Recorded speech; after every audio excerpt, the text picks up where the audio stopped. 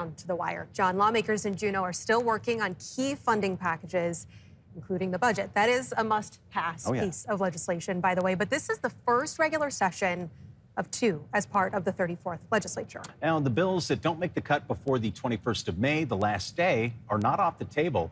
Today, we're going live, or tonight, I should say, to Juneau, where 20 senators and 40 representatives from across Alaska still have a lot to do as we approach that looming deadline. Now, joining us live from Juneau tonight is James Brooks, Capitol reporter for the Alaska Beacon.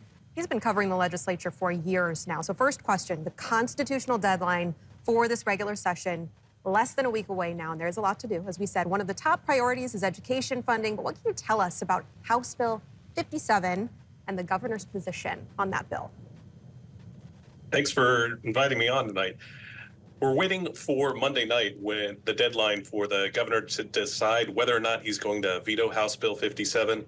That's the change to the state's education funding formula to decide whether public schools across the state will get more money going forward from this year onward.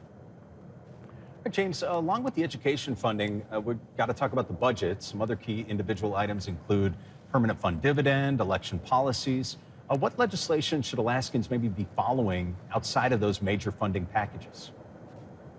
The first big one, as you said, is education funding. Whether or not the governor vetoes that on Monday, if he does veto it, we can expect a vote to potentially override him in the coming days. That'll be something to watch for sure. And then beyond that, I'm looking at elections bills that are right now advancing towards final votes in the House and Senate. One of those would effectively overwrite a ballot measure to install campaign finance limits on the amount of money that somebody can donate to a candidate in next year, starting with next year's election. That bill is moving towards a final vote, remains to be seen. We're also looking at a broader elections bill that would change the way absentee ballots are handled statewide, fix some of the problems that people are encountering in rural Alaska, give people free stamps to mail back their absentee ballots, for example.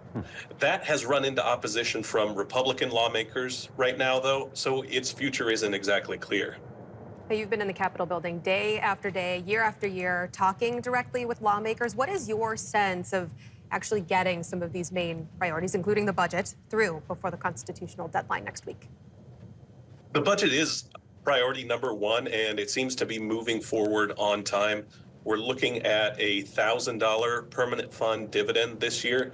Adjusted for inflation, that'd be the lowest since the permanent fund dividend program began. But that's a result of the state's budget situation right now. Oil prices are expected to be low heading into the next fiscal year. And so lawmakers have had to make quite a bit of cuts to services and the dividend as well. And then looking at next year, when lawmakers return in January, it's not going to be much better either, based on what we're seeing right now. All right, James, thank you very much. James Brooks, Capitol reporter with the Alaska Beacon. Now, we sincerely appreciate you coming on and that insight tonight. Yeah, definitely hope to hear again from you in the next few days. Well, what do you think about reopening